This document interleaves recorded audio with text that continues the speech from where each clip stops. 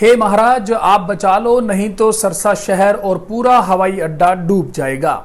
किस्सा 1995 में आई घग्गर नदी की बाढ़ का, जब बाढ़ की स्थिति कंट्रोल से बाहर हो रही थी और सिरसा का प्रशासन पूज्य गुरुजी के चरणों में आकर गिर गया।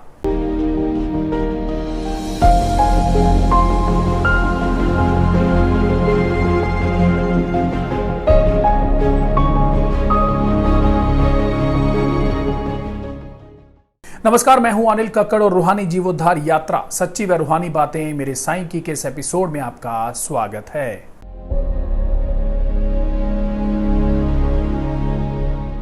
बात 3 सितंबर 1995 की है। उस दिन रविवार को सुबह की सत्संग का कार्यक्रम निश्चित समय के अनुसार आरंभ हो गया।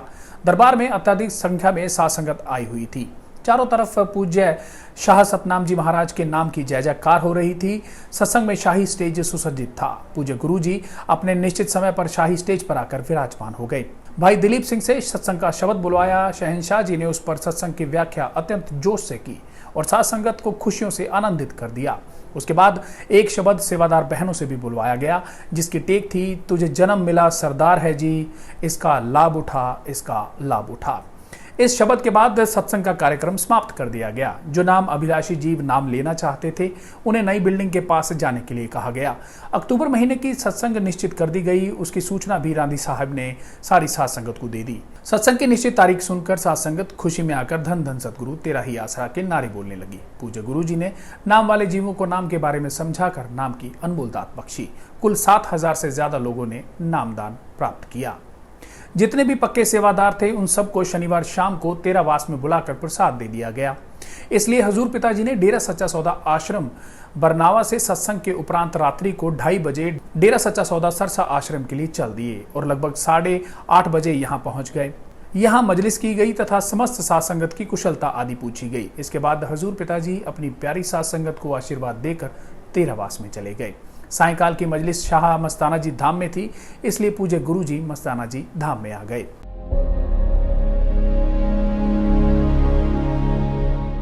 14 सितंबर 1995 उस दिन सुबह की मजलिस 7:30 बजे शुरू हुई। पूज्य गुरु जी स्टेज पर आकर विराजमान हो गए और साध संगत को दर्शनों से निहाल किया। कविराजों ने भजन बोले और उसके बाद मजलिस समाप्त कर दी गई। उधर घग्गर नदी में बाढ़ आई हुई थी, इसलिए प्रशासन के अफसरों ने आकर पूज्य गुरु जी से अरदास की कि महाराज जी, यदि आप हमारी सहायता करें तो सरसा शहर और हवाई अड्डा बच सकता है, नहीं तो बाढ़ से डूब जाएगा। पूज्य गुरु जी ने प्रशासन की अरदास कबूल करते हुए अपनी साध संगत को घग्गर नदी के बांध को मजबूत करने का आदेश फरमाया, जिससे साध संगत अपने प्यारे मुर्शिद सच्चे सदगुरु के आदेशानुसार घग्गर नदी के बांध को मजबूत करने के लिए सेवा में लग गई।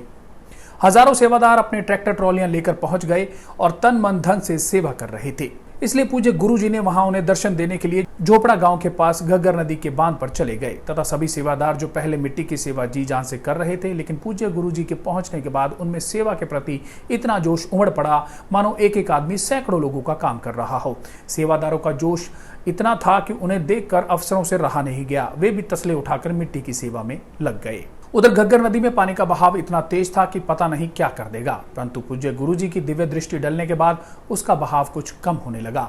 उधर सेवादारों ने बांध को मजबूत कर दिया। उस समय पूज्य गुरु जी ने अफसर लोगों तथा कई अन्य लोगों को नामदान दिया, क्योंकि इस बहाने वे लोग इकट्ठा हो रहे थे। नाम लेने के बाद वे सभी लोग कहने लगे, महाराज जी, आज आपने हमारे ऊपर बहुत बड़ा उपकार किया है। एक तो आपने इस घग्गर नदी के पानी से डूबने से बचा लिया और दूसरी हमारी आत्मा को भी संसार सागर से पार कर दिया। वहीं साध संगत ने अपने मुर्शिद के वचनों और कृपा से खूब सेवा की। जो काम कई महीनों में पूरा होने वाला था, साध संगत ने वह कुछ ही घंटों में पूरा कर दिया। सबने अपनी जान हथेली पर रखकर सेवा की।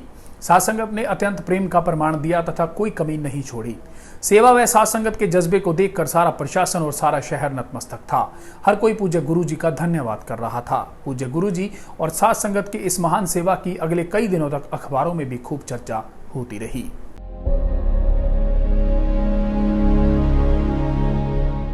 24 सितंबर 1995 उस दिन रविवार को सत्संग था। दरबार में साध संगत लाखों की संख्या में आई हुई थी।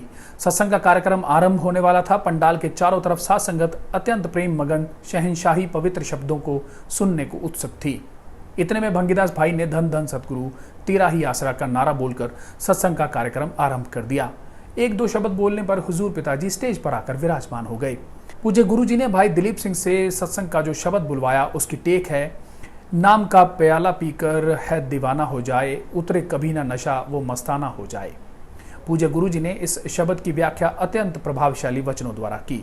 सत्संग का शब्द पूरा होने के बाद एक शब्द सेवादार बहनों से बुलवाया गया, जिसकी टेक थी, नाम की मस्ती कभी ना उतरे ऐसा नशा, वो ही जाने नाम का प्याला जिसने पिया नाम की मस्ती।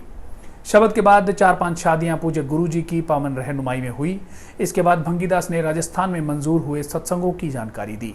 वहीं पूज्य गुरुजी ने साथ संगत को कुछ आवश्यक बातें जो रास्ते में जाते समय काम आती हैं वो सुनाई। पूज्य गुरुजी ने कहा कि जब आप दरबार से चलते हो और जब तक घर नहीं पहुंच जाते तब तक आपकी हाजिरी सत्संग की तरह लगती रहती है। गाड़ी धीरे चलानी है। एक समझदार आदमी को ड्राइवर के पास अवश्य बैठना चाहिए ताकि उसका पूरा ध्यान रखा जाए। क्या ड्राइवर गाड़ी तेज तो नहीं चला रहा? क्या उसे नींद तो नहीं आ रही? अगर नींद आती हो तो गाड़ी रोक कर उसे नींद लेने दो। मान लो ड्राइवर ने घंटा 1.5 घंटा नींद ले ली, फिर वह पूरी सावधानी से गाड़ी चलाएगा। यदि ड्राइवर नींद में गाड़ी चलाएगा तो तुम कभी भी हादसे का शिकार हो सकते हो और संगत का नुकसान हो सकता है। इसलिए आपने इन बातों का पूरा ध्यान रखना है। इसके बाद शहंशाह जी नामदान देने के लिए सचखंड हाल में चले गए। इस सत्संग में 10,000 से ज्यादा लोगों ने नाम की अनमोल दात प्राप्त की।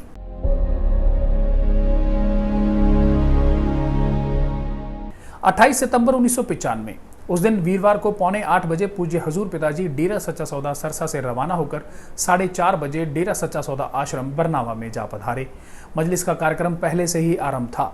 शहंशाह जी अपनी गाड़ी से उतरकर सीधे ही मजलिस में लगी स्टेज पर जाकर विराजमान हो गए। कई कविराज सेवादारों ने शब्द बोले। उसके बाद हजूर पिताजी ने समस्त साथ संगत की कुशलता पूछी और सभी की बातचीत सुनी। सभी की बातचीत सुनकर सभी के प्रश्नों के उत्तर भी दिए और फिर हजूर पिताजी ने सभी को आशीर्वाद देते हुए आज्ञा देकर तेरावास में चले गए।